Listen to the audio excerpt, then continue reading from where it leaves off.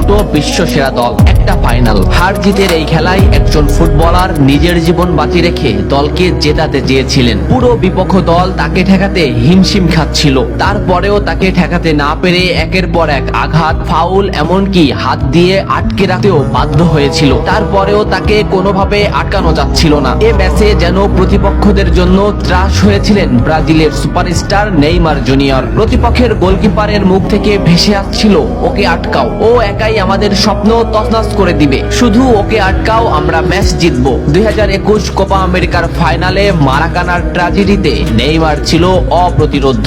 স্মৃতির পালে হাওয়া দিয়ে চলুন দেখি এ ম্যাচে নেইমার প্রতিপক্ষদের জন্য কতটা দুর্বিষহ ছিল। এক অসাধারণ স্কিল দিয়ে ম্যাচটা শুরু করেন নেইমার। লো সেলসোর মাথার উপর দিয়ে এক অসাধারণ ড্রাবলে বল নিয়ে নেইমার বিপক্ষ দলকে বুঝিয়ে দিলেন যে এই ম্যাচটি হবে নেইমারময়। এই মোমেন্টটা লক্ষ্য করুন, মাঝ মাঠে বল, ক্যাসিমিরো নেইমারকে বল দিল। এই মোমেন্টে পিছন থেকে দি বল, সামনে থেকে আর্জেন্টিনার আরেকটি খেলোয়াড় সরাসরি নেইমারের পায়ে ট্যাকেল করলো। এভাবেই চলতে থাকে ম্যাচ। ম্যাচের 12 মিনিটে নেইমারের উপর যে আক্রমণ চলছে তার কিছুটা প্রমাণ মেলে। প্রতিপক্ষের খেলোয়াড়রা নেইমারের প্যান্টি ছিঁড়ে ফেলে, নেইমার সেটা রেফারিকে দেখায়। ম্যাচের 15 মিনিটে আবারও নেইমার বল নিয়ে সামনে আগাচ্ছে, কিন্তু আর্জেন্টিনার একটি খেলোয়াড় তাকে সরাসরি পায়ে ট্যাকেল করে, মাটিতে গড়িয়ে পড়েন তিনি। এত কিছু করেও নেইমারকে তারা আটকাতে পারছিল না। ম্যাচের এই মোমেন্টটা লক্ষ্য করুন, লেফট সাইড থেকে বল টেনে নিচ্ছে নেইমার। এই মোমেন্টে নেইমারকে ঘিরে আসছে প্রতিপক্ষের 4টি খেলোয়াড়। 2টি খেলোয়াড় সরাসরি নেইমারকে পায়ে ট্যাকেল দিলেন,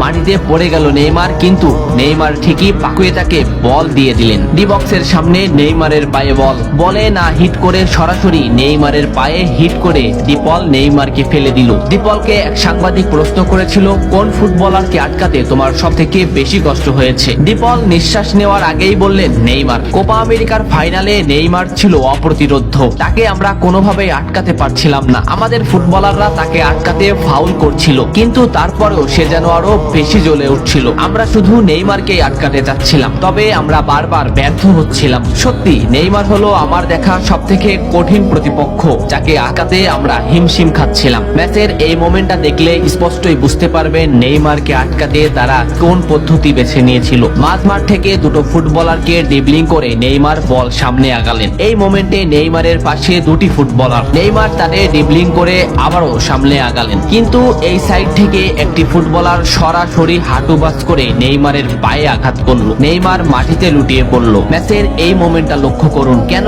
ডিপলরা সেদিন নেইমারকে আটকাতে পারছিল না তারই একটা উদাহরণ। লেফট সাইডে নেইমারের পায়ে বল, সামনে প্রতিপক্ষের একটি ফুটবলার, নেইমার ড্রিবলিং করে তাকে বল মোমেন্ট থেকে আউট করে দিলেন। এই মোমেন্টটা লক্ষ্য করুন, এখানে প্রতিপক্ষের 3টি খেলোয়াড়। এখান থেকে নেইমার এমন একটা শট নিলেন যে রিচার্লিসনের কাছে এমন ভাবে বলটি পৌঁছালো, সে শট করলেই বল গোল হয়ে যাবে। রিচার্লিসন শট নিলেন, কিন্তু মার্টিনেস সে বলটি ঠেকিয়ে দিল। এ ম্যাচে আর্জেন্টিনার গোলকিপার মার্টিনেসও করেছিলেন দুরন্ত পারফরমেন্স, অসাধারণ কিছু সেভ দিয়েছিলেন, যে কারণে ম্যাচের ফলাফল বদলে গিয়েছিল। মার্টিনেসকে একবার জিজ্ঞাসা করা হয়েছিল, কে তোমাদের বিপক্ষে সেরা খেলেছে?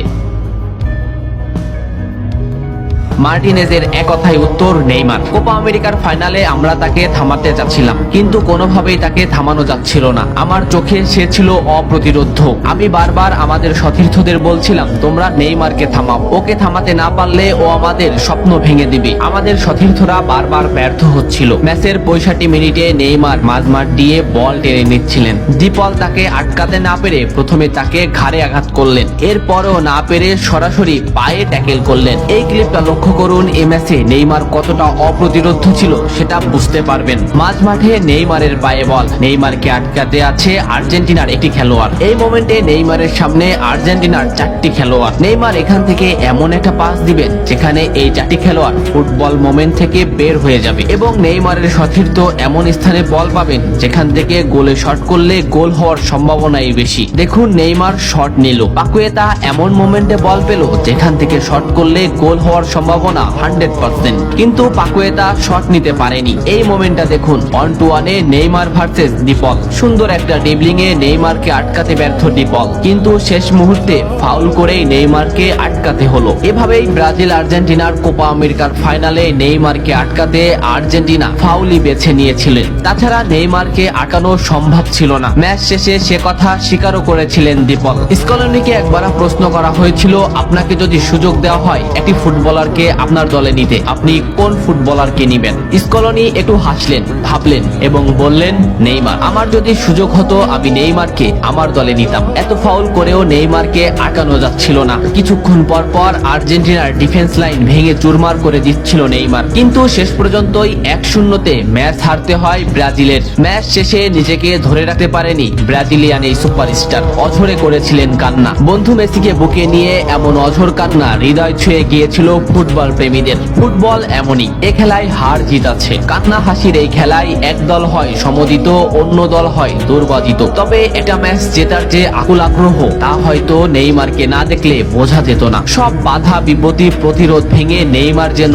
এগিয়ে যাচ্ছিলেন, কিন্তু শেষ পর্যন্ত সমীকরণ মেলেনি। আপনি কি কোপা আমেরিকার এই ম্যাচটা দেখেছিলেন? দেখলে কমেন্ট করে জানান। এত সময় সাথে থাকার জন্য ধন্যবাদ।